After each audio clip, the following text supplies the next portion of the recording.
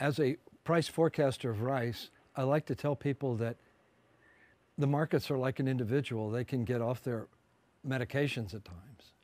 And when they get off their medications, value and price get separated.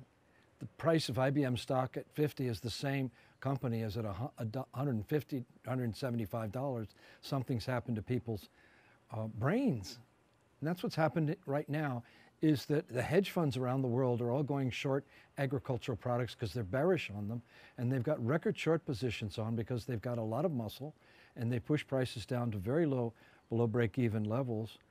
I like to think of the speculator today as a born-again deflationist.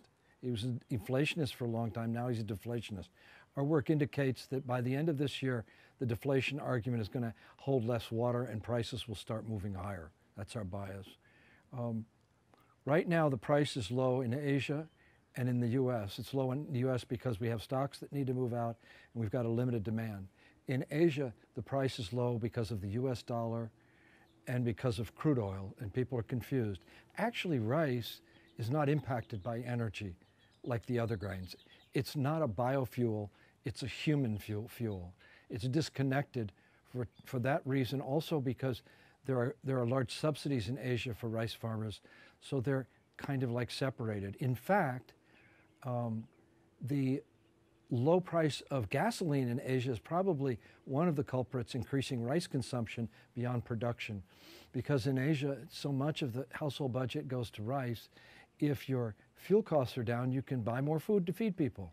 In the West, there's not much propensity to eat more if the gasoline price goes down. So the market is off its medications. You'll get back onto its medications. We are at the lowest price in real terms in many decades for rice, and this too shall pass. And it will pass because stocks are plunging globally relative to demand, which is the only way to look at the rice price, and it's at the lowest price in maybe 50 years. So the long and short of it is that these markets are in a turning mode. And as they turn, things are going to change. But even if the price was not low or high or jack in the game, the rice market globally will not be in 5 years what it's been for the last 70. It will not be managed top down as it has been because the farmers are leaving the farm. And the ones that remain are going to get smartphones and technology and do their own thinking and their own marketing. That's the message of my book. It's not a nice thought, it's a necessary thought, that the farmer become an intelligent businessman. The basic premise of our business at First Grain is that if you farm as a way of life, it's going to get expensive. But if you farm as a business, it can be a very rewarding way of life. The farmer is going to go from a feudal peasant to a businessman in the next 5 years. 3 billion people are going to get smartphones. Most of them are in agriculture in Asia, and they're leaving the farms. In China alone, massive change is happening.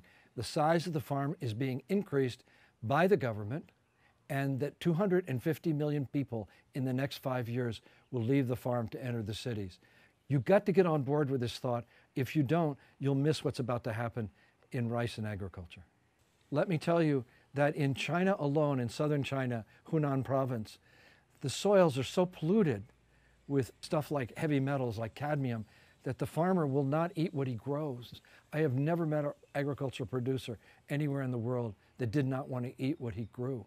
But that is the case in China. In China, they lack a freedom, and that's the freedom to buy food. Not to have food, but to buy it from where they want. If China were to allow people to buy milk powder and rice and other materials wherever they wanted to, this world trade in agricultural products would be transformed. Right now, people are buying from the north of China rather than the south because there's a perception, rightly or wrongly, that the rice in the north is less polluted. Up to 50% of their water inside cities of China are polluted. 50% of their rivers are running dry.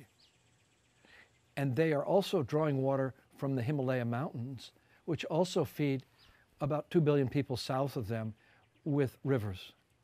If they start diverting these rivers north, and already due to global warming, glaciers are somewhat lower than they used to be, then we will see more and more difficulties of these countries relating to that project, which is China moving water north from the south, because in the north they've got the people in the agriculture, don't have the water. In the south they've got the water, but they don't have as many people.